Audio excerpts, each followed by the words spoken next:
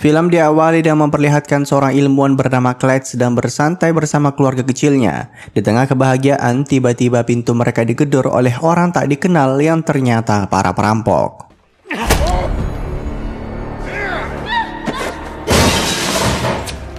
Clyde dibuat tak berdaya, tangannya diikat, bibirnya dilakban, perutnya juga ditusuk. Si perampok juga melakukan hal yang sama ke istrinya, bahkan mencoba memperkosanya di hadapan Clyde. Namun putri mereka tiba-tiba muncul. Si perampok bernama Darby kemudian memutuskan untuk melampiaskan nafsunya ke putri Clyde yang masih sangat belia. Karena mulai kehabisan darah, Clyde pun jatuh pingsan.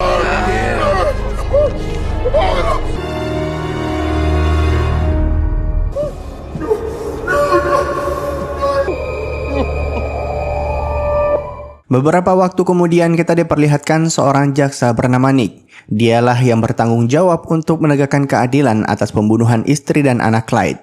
Sayangnya siang itu Nick menyampaikan kalau mereka tak memiliki bukti yang cukup untuk menjatuhkan hukuman maksimal ke Darby. Lucunya lagi, rekan Darby yang bernama Ems lah yang dituduh melakukan semua kejahatan kemarin.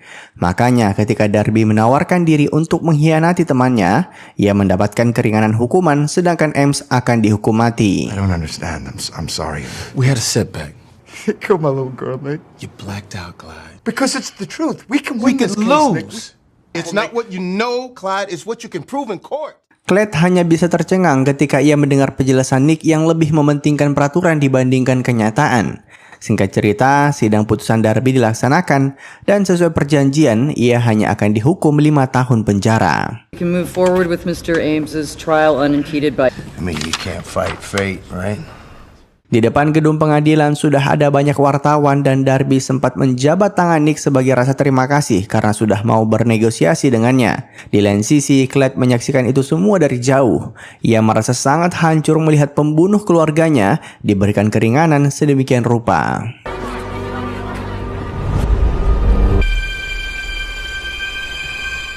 Singkat cerita, 10 tahun kemudian, kini Nick sudah naik jabatan dan menjadi salah satu jaksa terbaik di kota. Ia dan keluarga kecilnya hidup bahagia. By the way, siang itu Nick bersama rekan-rekannya menghadiri eksekusi mati dari Ems. Sebelum disuntik mati, Ems dipersilahkan memberikan kata-kata terakhirnya. Ems mengatakan bahwa memang ia adalah seorang kriminal, namun bukan dia yang membunuh istri dan anak Clyde. But I swear to God, I didn't kill those people. That's all. Eksekusi pun dimulai, namun ketika cairan mematikan itu disuntikan ke tubuh Ems, tiba-tiba ia mengalami reaksi yang sangat aneh. Umumnya orang-orang yang disuntik mati akan kehilangan kesadarannya secara perlahan, namun tidak dengan Ems.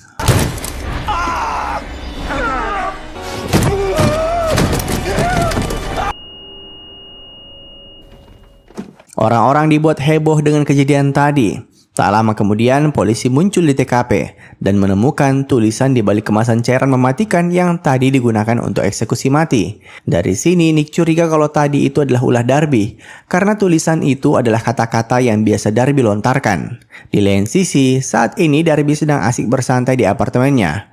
Namun, tiba-tiba ia menerima telepon dari orang tak dikenal.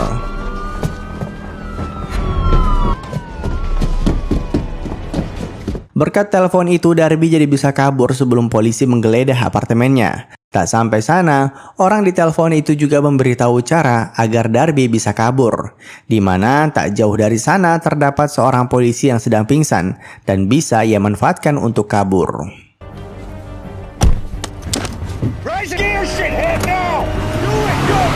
Darby mengarahkan pelariannya ke tempat sepi. Ia kemudian berencana untuk membunuh si polisi yang membantunya. Namun di saat-saat terakhir, ia menyadari kalau dirinya telah masuk ke jebakan Clyde. Remember me? Tetrodotoxin.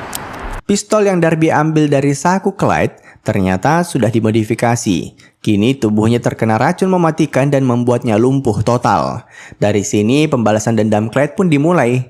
Darby kemudian dibawa ke sebuah gudang tua. Di dalam sana, Clyde sudah menyiapkan berbagai peralatan untuk menyiksanya. Nah, sebelum penyiksaan dimulai, tubuh Darby disuntikan adrenalin dengan dosis tinggi. Jadinya, nanti ketika disiksa, Darby tak akan jatuh pingsan. Clyde memastikan Darby merasakan semua penderitaan yang ia alami 10 tahun lalu. I wanted to keep you out of prison.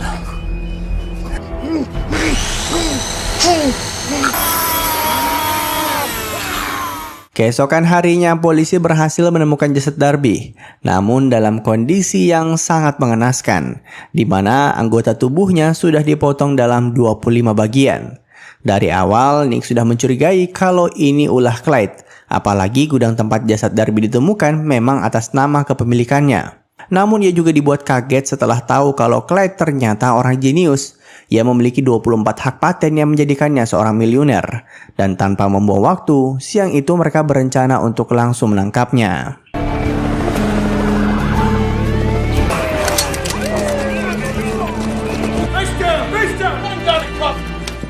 Sejak awal, Clyde sudah merencanakan semua ini. Makanya sebelum polisi tiba di lokasi, ia sudah bersiap. Namun kita dibuat penasaran, apa sebenarnya yang Clyde rencanakan? Bukankah pembunuh anak dan istrinya sudah mati? By the way, di rumah Clyde juga ditemukan ada banyak buku tentang hukum, serta foto Nick ketika menjabat tangan Darby 10 tahun lalu. The crazy one scared the shit out of me. Nick sudah menghadapi ratusan kriminal. Ia yakin dirinya pasti bisa membuat Clyde buka mulut dan mengakui perbuatannya semalam dengan cara memuji cara balas dendamnya. Dan hal itu terbukti karena tak lama kemudian Clyde menjawab setiap pertanyaan yang Nick berikan. Tapi yang Nick tak sadari adalah Clyde sangat memperhatikan setiap kosakata yang keluar dari mulutnya. Sampai-sampai jaksa sekelas Nick pun tertipu. I guess we're done here. We're done here. We have your confession. Think back, what did I say? Did it over and over again in my head? Yeah. Seandainya Clyde tak mengingatkan Nick soal ucapannya tadi, mungkin ia sudah pergi dari sana. Nick akhirnya sadar kalau Clyde bukan orang sembarangan. Nah, karena para penegak hukum tak punya bukti kuat untuk menuduh Clyde, mereka harus segera mendapatkan pengakuannya.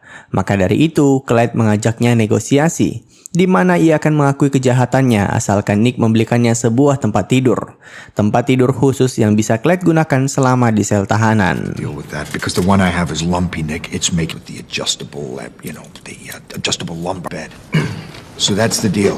Tentu saja Nick tak mau menuruti permintaan konyol tersebut. Ia sampai mengira kalau Clyde hanyalah orang gila. Namun di saat yang sama, siang itu keluarga Nick menerima sebuah paket berisikan rekaman pembunuhan Darby. Putri Nick yang tak tahu apa-apa memutar kaset tersebut dan akhirnya... Come on, please. This motherfucker sent a DVD to my house of him killing. Nah, karena tak punya pilihan lain, akhirnya Nick terpaksa menuruti permintaan Clyde. Bayangkan, di antara ratusan tahanan, hanya Clyde yang memiliki tempat tidur khusus. By the way, selama di penjara, Clyde akan satu sel dengan orang asing. Dan singkat cerita, keesokan harinya saat persidangan, Clyde ternyata mengingkari janjinya. Ia bahkan berhasil meyakinkan hakim agar dirinya dibiarkan bebas setelah membayar jaminan. Hal ini patut diacungi jempol karena Clyde berhasil meyakinkan hakim tanpa bantuan pengacara. Tapi ternyata tujuan Clyde bukanlah untuk bebas. Thank you. This is why we're here in the first place. Ternyata ia menunjukkan ke semua orang bahwa sistem hukum di negeri mereka sedang kacau balau. Bayangkan orang yang sudah jelas-jelas membunuh bisa bebas semudah itu. Bagaimana keadilan akan tegak jika mereka masih memegang pedoman yang sama? Inilah yang terjadi pada pembunuhan anak dan istri Clyde 10 tahun lalu. Read you a couple of bullshit legal precedents, and there you go. Too busy treating the law like it's a fucking assembly, bitch. Bailiff. I see you later, Nick. Nick bingung dengan apa yang baru saja ia saksikan. Tapi ia juga meminta agar Clyde memenuhi janjinya, di mana Clyde harus mengakui semua pembunuhannya. Dan siang itu, Clyde akhirnya mengaku, bahkan memberikan detail pembunuhannya. I took his fingers with bolt cutters and his penis with a box cutter. Then I switched to potassium chloride with something a little more. What now? I'll go home. You go to prison. Nick mengira tugasnya telah selesai karena sudah berhasil memiliki bukti yang kuat untuk memenjarakan Clyde seumur hidup.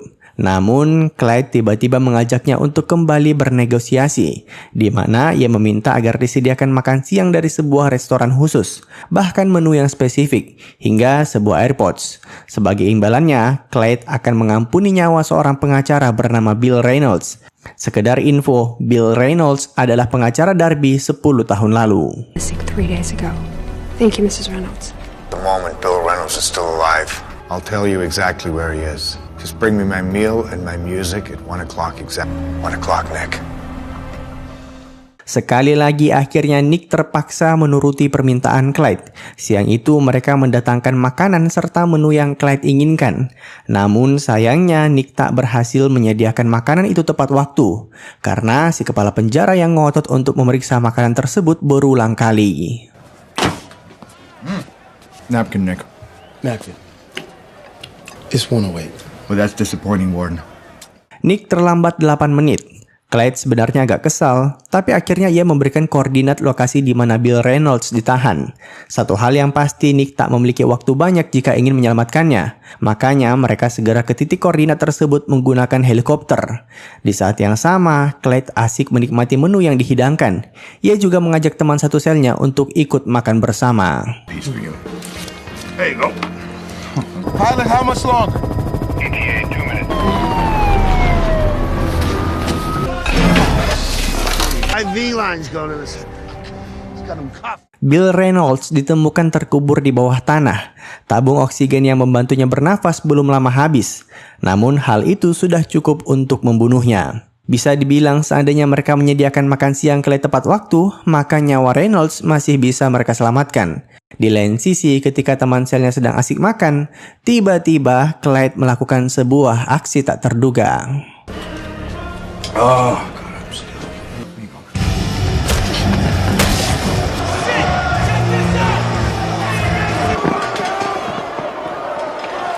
Tak ada satupun orang yang bisa menebak rencana Clyde. Namun karena perbuatannya barusan, ia akhirnya dijebloskan ke dalam sel khusus. Nick mencoba menceramahi Clyde terkait kejahatan yang sudah ia perbuat. Namun Nick malah diceramahi balik, di mana ada berapa banyak orang bersalah di negeri ini yang bebas berkeliaran padahal sudah membantu para kriminal dalam menjalankan aksinya. Contohnya saja si Bill Reynolds. You think your wife and daughter would feel good? My wife and daughter can't feel anything. Singkat cerita, malam itu Nick diajak temannya yang bernama Jonas menemui kenalan rahasianya. Berdasarkan hasil investigasi, Jonas menemukan fakta bahwa Clyde pernah dikontrak oleh pemerintah beberapa kali. Namun kontrak tersebut bersifat rahasia. Makanya malam itu mereka menemui seorang agen CIA yang tak disebutkan namanya. Ia bercerita kalau Clyde adalah orang yang sangat berbahaya. Beberapa tahun lalu ketika CIA tak mampu membunuh target mereka, pemerintah akhirnya menyewa jasa Clyde. Clyde diketahui memiliki keahlian untuk membunuh seseorang tanpa harus berada di ruangan yang sama dengan targetnya. Si agen ini juga menekankan kalau Clyde sangat ahli strategi. Jadi mulai sekarang Nick harus berpikir mengapa Clyde membiarkan dirinya ditahan di penjara. Every move that he makes, it means something. You saying we can't stop him? Walk into his cell and put a bullet in his head. If Clyde wants you dead, you're dead. Karena sudah tahu seberapa berbahayanya Clyde, akhirnya Nick dan Jonas menghadap ke hakim untuk diizinkan membatasi hak-hak Clyde selama di penjara. Khususnya jangan sampai ia diizinkan menggunakan telepon dan sebagainya. Namun di tengah percakapan, HP sang hakim tak berhenti berdering. Dan tiba-tiba... Hello? Back out. You okay? By the way, hakim yang Clyde bunuh adalah hakim yang meringankan hukuman Darby 10 tahun lalu. Dari sini, Nick kembali menginterogasi Clyde menanyakan apa sebenarnya maunya. Bukankah balas dendamnya sudah usai? Namun, Clyde menjelaskan kalau ini semua bukan tentang balas dendam, melainkan tentang hukum di negerinya yang sudah sangat menyimpang. Seandainya hanya tentang balas dendam, ia bisa membunuh Nick kapan saja. Slaughtered you or your family anytime I wanted. You at war with the whole world? It's not gonna bring anybody back? Sekali lagi, Clyde mengajak Nick untuk bernegosiasi, di mana ia meminta agar dirinya dibebaskan besok tepat pukul 6 pagi. Jika tidak, maka ia akan membunuh semua teman Nick. I still have faith in you, so I'm gonna give you one last chance. 6 a.m., Nick. Or what? Or I kill everyone. Tentu saja ancaman Clyde bukan gertakan semata, karena sejauh ini mereka sudah menyaksikan aksinya. Maka dari itu, Nick mengajak seluruh koleganya untuk pindah kantor ke tempat yang lebih aman. Dan tempat itu tak lain adalah penjara di mana Clyde ditahan saat ini. Malam itu, salah satu bawahan Nick bernama Sarah mengajukan sebuah pertanyaan kepadanya. Ia bilang, apakah Nick menyesali perjanjian yang sudah ia buat dengan Darby 10 tahun lalu? Karena Clyde tidak mungkin sejauh ini kecuali mereka telah membuat sebuah kesalahan. Sejak semalam, tak satupun dari mereka yang bisa tidur karena ketakutan dengan ancaman Clyde. Mereka bahkan sangat khawatir ketika jam sudah akan menunjukkan pukul 6 pagi.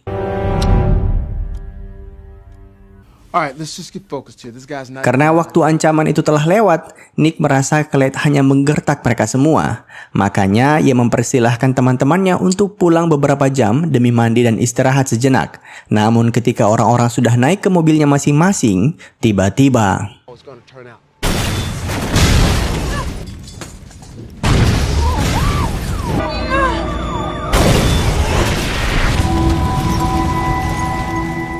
sesuai janji Clyde, 6 rekan Nick tewas pagi itu. Setelah diselidiki, ternyata setiap mobil telah dipasangi bom dalam tangki bensinnya. Makanya ketika kendaraan mereka melewati pemeriksaan kemarin, alat kepolisian tak bisa mendeteksi keberadaan bom tersebut.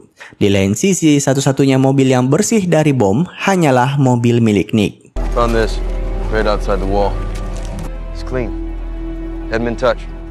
Siang itu, Jonas dan Nick menghadap ke wali kota untuk meminta bantuan. Clyde dipercaya memiliki kaki tangannya sendiri, tapi sampai saat ini polisi belum berhasil menemukannya. Maka dari itu, untuk menghindari insiden selanjutnya, Nick memohon agar wali kota mau melakukan lockdown. Sayangnya, permintaan itu ditolak mentah-mentah. I'm assigning security to each of you from now on. Get this situation under control, gentlemen.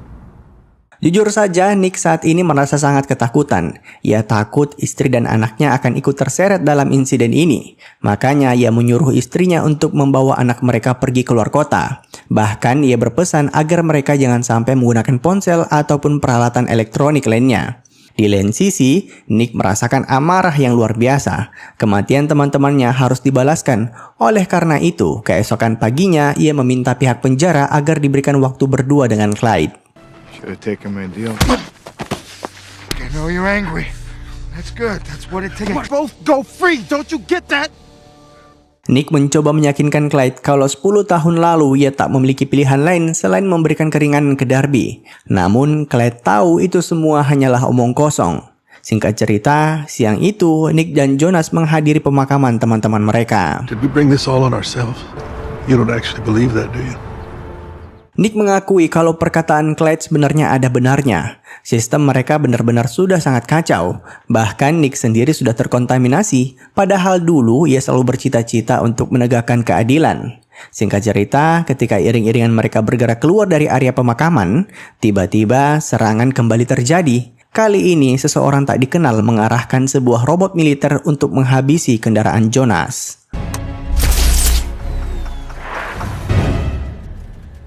Fuck is that?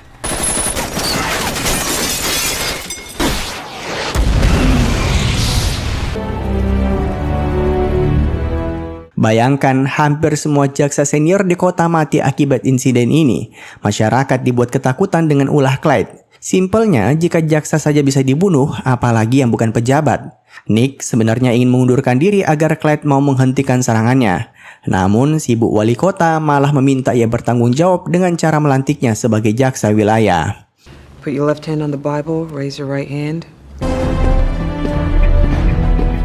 Demi membatasi pergerakan kaki tangan dari Clyde, wali kota akhirnya memutuskan untuk melakukan lockdown. Seluruh polisi juga melakukan patroli tanpa henti. Di lain sisi, sampai saat ini Nick masih kesulitan untuk melacak berbagai kekayaan Clyde.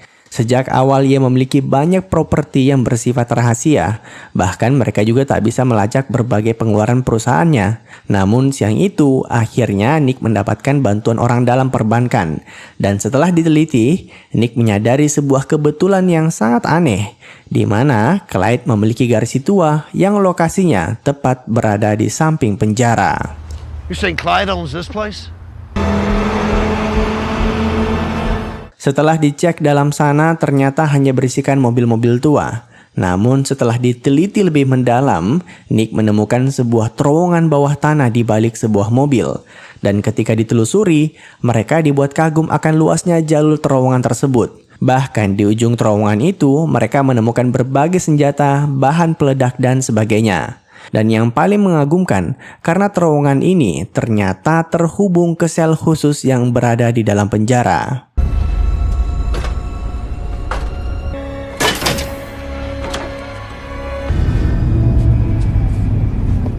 Malam itu Clyde tak berada di selnya. Ia kembali keluar untuk beraksi. Lebih tepatnya, ia sedang menyusup ke gedung balai kota. Walaupun gedung tersebut sudah dijaga ketat pasukan SWAT, namun mereka tak menaruh curiga sama sekali karena Clyde sudah sering keluar masuk gedung tersebut sebagai petugas kebersihan. Di saat yang sama, Nick berhasil mengetahui rencana Clyde setelah menemukan kertas kerjanya. He tapped into the prison cameras. He's at City Hall. Sekali lagi kita diperlihatkan kejeniusan Clyde, di mana ia berhasil menyusupkan sebuah bom ke dalam balai kota. Bom itu ia selipkan di berbagai peralatan kebersihan dan ia rakit kembali ketika sudah berada di dalam gedung. Nick beserta rekannya yang seorang detektif berusaha mencegah tindakan Clyde, namun ketika sampai di gedung balai kota, ternyata Clyde sudah berhasil menaruh bomnya. Stand back, don't touch anything. Bom itu terletak satu lantai di bawah ruang rapat utama si Bu Wali Kota. Dan malam itu Bu Wali berencana mengadakan rapat bersama seluruh petingginya untuk membahas mengenai kejahatan Clyde. Untungnya salah satu rekan Nick adalah seorang penjinak bom. Jadi paling tidak mereka berhasil membuka koper tempat bom itu disembunyikan. Berdasarkan penglihatannya bom itu bisa diaktifkan menggunakan ponsel. Maybe 30 seconds till boom time. Rekan Nick yang seorang detektif berencana mengevakuasi semua orang. Namun Nick melarangnya karena ia yakin sampai saat ini Clyde sudah memantau CCTV ruang rapat di atas mereka. Jika terjadi pergerakan yang mendadak, bisa saja Clyde meledakkan bom tersebut saat itu juga. Di waktu yang sama, Clyde akhirnya berhasil kembali ke gudangnya, walaupun tadi sempat terjebak macet. Dan setelah memastikan rapat berjalan sesuai jadwal, Clyde masuk kembali ke selnya sambil membawa HP yang akan ia gunakan sebagai detonator. Namun begitu ia masuk ke sana, tiba-tiba... Clyde. Ya, siapa sangka Nick berhasil tiba lebih dulu di penjara berkat bantuan pengawalan polisi. Dan karena sudah tertangkap basah, Clyde tak bisa lagi berkutik. Namun lebih dari itu, Nick ingin agar Clyde membatalkan rencananya. Ada banyak orang tak bersalah yang mati dalam aksi Clyde sejauh ini. Dan mereka juga ujung-ujungnya merasakan sakit yang sama seperti yang ia alami 10 tahun lalu. By murdering all those people, all you're doing is destroying the memory of you. Make another deal? I don't make deals with murderers anymore, Clyde. Finally. Maybe I wasn't such a bad teacher after all. Ya, akhirnya Nick menolak untuk bernegosiasi. Sejak awal itulah yang Clyde ingin ajarkan. Sudah seharusnya jaksa menghukum para penjahat dan bukan mengajaknya untuk tawar-menawar. Namun bagaimanapun juga, Clyde tetap ingin melanjutkan rencananya agar semua petinggi negara sadar akan tujuannya. Nick sekali lagi memohon agar Clyde mengurungkan niatnya. Namun akhirnya... I'm sorry, Nick. About 25 more seconds.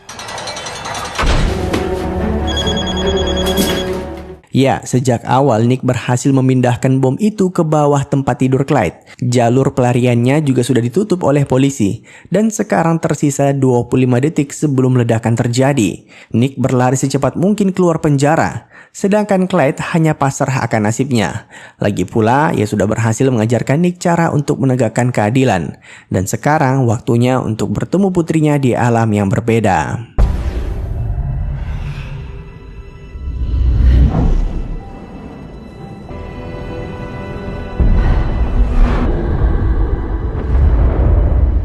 Beberapa waktu kemudian kita diperlihatkan Nick yang sedang asik menonton pertunjukan musik putrinya. Akibat kejadian kemarin, ia menyadari sesuatu, di mana waktu bersama keluarga juga sama pentingnya dengan menegakkan keadilan. Dan dengan begitu, film pun tamat. Bagaimana tanggapan kalian soal ending film ini? Apakah kalian di pihak Clyde atau di pihak Nick? Boleh komen di bawah ya. Terima kasih telah menonton, sampai jumpa di film selanjutnya. Jangan lupa komen, like, dan subscribe.